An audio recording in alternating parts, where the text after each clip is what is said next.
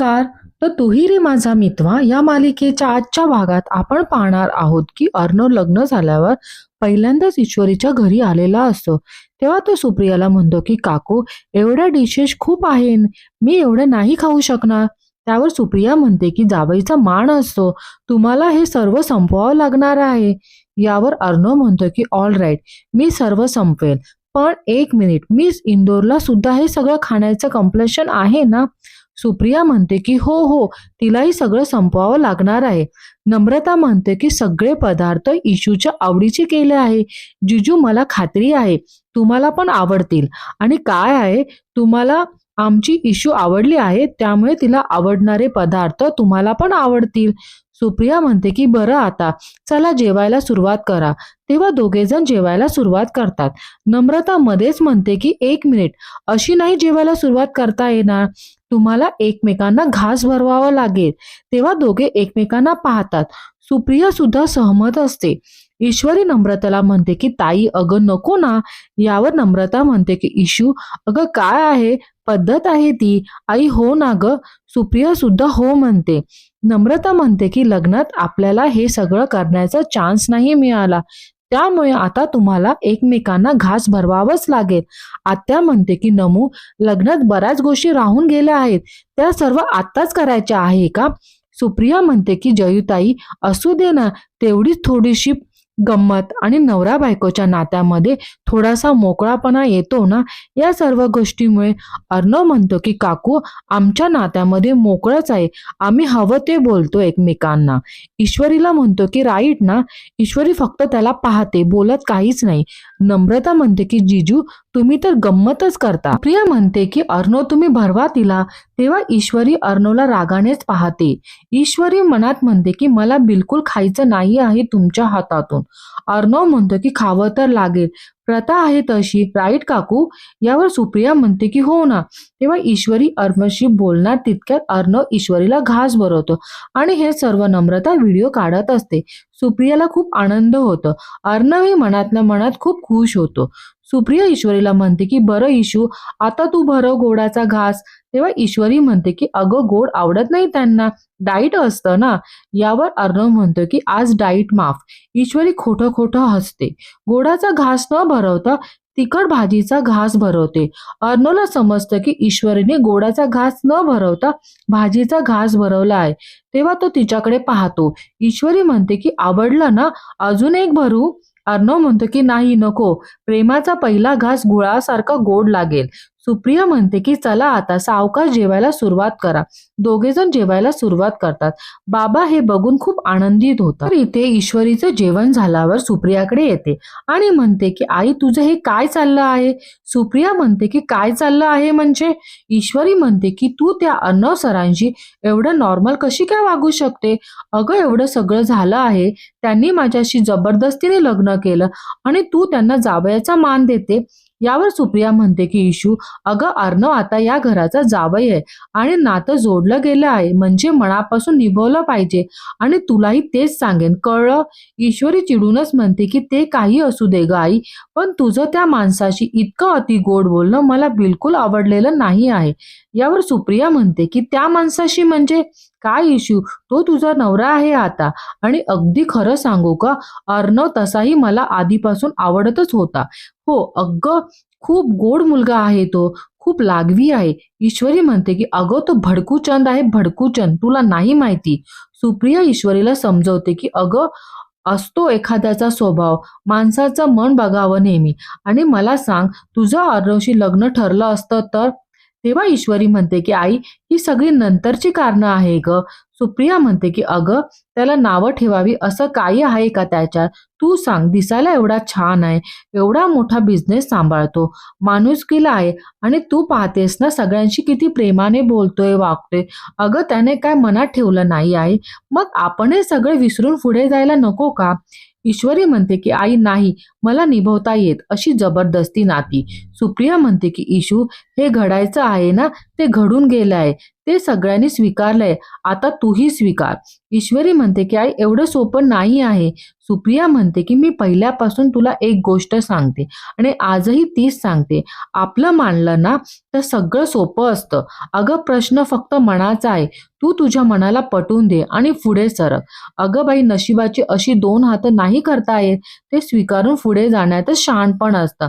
आणि का कोण जाणे, पण मला असं वाटतंय बाबांचा पूर्ण विश्वास आहे अर्णववर, असं तिला छान समजवते. तर इथे अर्णव, बाबा आणि नम्रता लुडो खेळत असतात. तेव्हा तिथे ईश्वरी येते. तेव्हा नम्रता म्हणते की क्या बात आहे जीजू, सलग 3 वेळा 6 पडले तुम्हाला. ईश्वरी नम्रताला म्हणते की ताई अगं काय आहे, मध्येच लुडो खेळायचं काढलाय. नम्रता म्हणते की ईशू बघ ना, जीजू आणि बाबा किती छान खेळतायत आणि तुझं काय भलतंच लुडो वगैरे काढायची गरज होती की काय वगैरे. तू बघ ना जीजू, मी एकदम कमाल खेळते. ईश्वरी म्हणते की जीजू. तेव्हा नम्रता मध्येच बोलते की बाबा आता तुमचा टर्न आहे. तेव्हा अर्णव नम्रताला म्हणतो की अगं काकाचा टर्न मीच खेळतोय ना मगापासून. तेव्हा नम्रता म्हणते की हो खेळा. अर्णव खेळतो आणि काकांना विचारतो. तेव्हा बाबा डोळ्यानेच सांगतात. ते तिथे तिघे खेळत असतात आणि ईश्वरी नुसती पाहते. तेव्हा नम्रता पाहते की अर्णव चिटिंग करत आहे. तेव्हा ती म्हणते की जीजू तुम्ही चिटिंग करताय. तेव्हा अर्णव म्हणतो की व्हॉट चिटिंग. नम्रता म्हणते की मी पाहिलं आहे, तुम्ही 5 घरं हलवण्याऐवजी 6 घरं हलवली आहेत. ईश्वरी सुद्धा आश्चर्यानेच पाहते. नम्रता चिडूनच म्हणते की हे बघा जीजू, चिटिंग नाही चालणार आहे. तेव्हा अर्णव म्हणतो की नम्रता मी चिटिंग केलीच नाही आहे. तेव्हा नम्रता म्हणते की जीजू तुम्ही चिटिंग केली आहे, मी पाहिलं आहे. तेव्हा अर्णव म्हणतो की ऑल राईट, आपण काकांना विचारूया मी चिटिंग केली आहे की नाही. ओके. तेव्हा नम्रता सहमती देते. अर्णव बाबांना विचारतात की काका तुम्हाला खरंच वाटते मी चिटिंग केली. अर्णव ईश्वरीला पाहून बोलते की मी काही चुकीचं वागलो. ओके, पहिलं बोट मी चिटिंग केली आणि दुसरं बोट मी चिटिंग केली नाही, ठीक आहे. तेव्हा अर्णव बाबांना विचारतो की पहिलं का दुसरं. तेव्हा दुसऱ्याच्या वेळी बाबा डोळ्याने सहमती देतात. तेव्हा अर्णव नम्रताला बोलतो की सी, नम्रता काकांना सुद्धा पटलं आहे, चिटिंग नाही केली आहे मी. तेव्हा नम्रता म्हणते की वा जीजू, आता बाबा जाव्यांशीच बाजू घेणार आहे, आम्ही काय एकटे पडलो. ठीक आहे, गेम सुरू करा परत. तेव्हा इथे ईश्वरी विचार करत राहते. तर इथे सुप्रिया अर्णव आणि ईश्वरीला मानपान देते. तेव्हा सुप्रिया ईश्वरीकडे जाते आणि म्हणते की मी जे सांगितलं आहे ते लक्षात ठेव. अर्णव म्हणतो की मी निघतो आता, कधी काही गरज लागली तर फोन करा आणि मिस इंदोरची आठवण आली तर कधीही घरी या, संकोच करू नका, येतो. आणि ते तिथून जातात. इथे दुसरीकडे आपण पाहतो की अंजली घट बसवण्याची तयारी करत असते.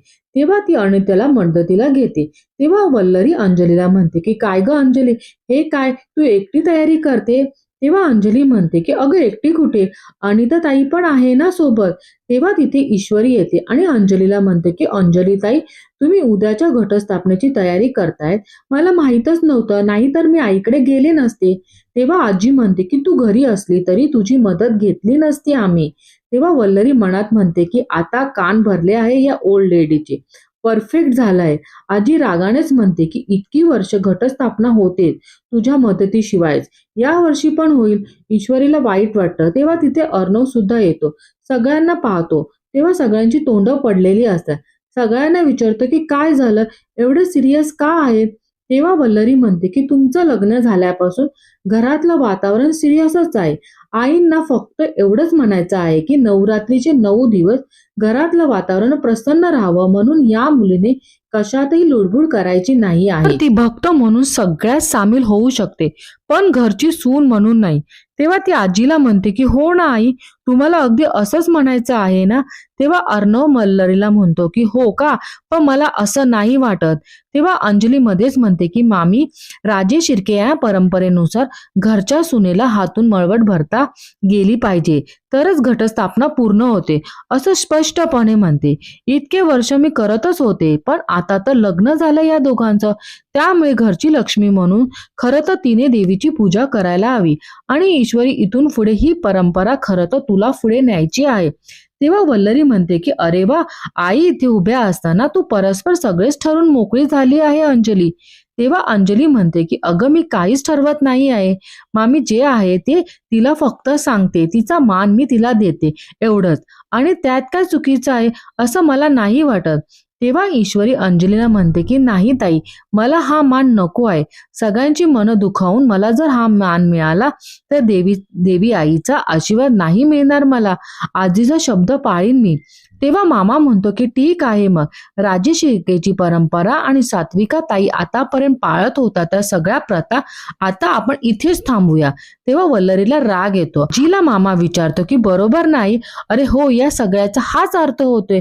कसं आहे ना, राजे शिर्केंची सून नव्हती म्हणून अंजली आतापर्यंत सगळं सांभाळत होती. पण आता राजे शिर्के यांची सून आली आहे, पण सूनच नाही म्हणते तर या परंपरेला काहीच अर्थ उरत नाही, बरोबर ना? अंजली म्हणते की बरोबर बोलतोय मामा. देवीचा मळवट खरं तर घरच्या सुनेनेच भरला पाहिजे. ही माझ्या आईची म्हणजे तुझ्या सासूची इच्छा होती, असं ईश्वरीला म्हणते.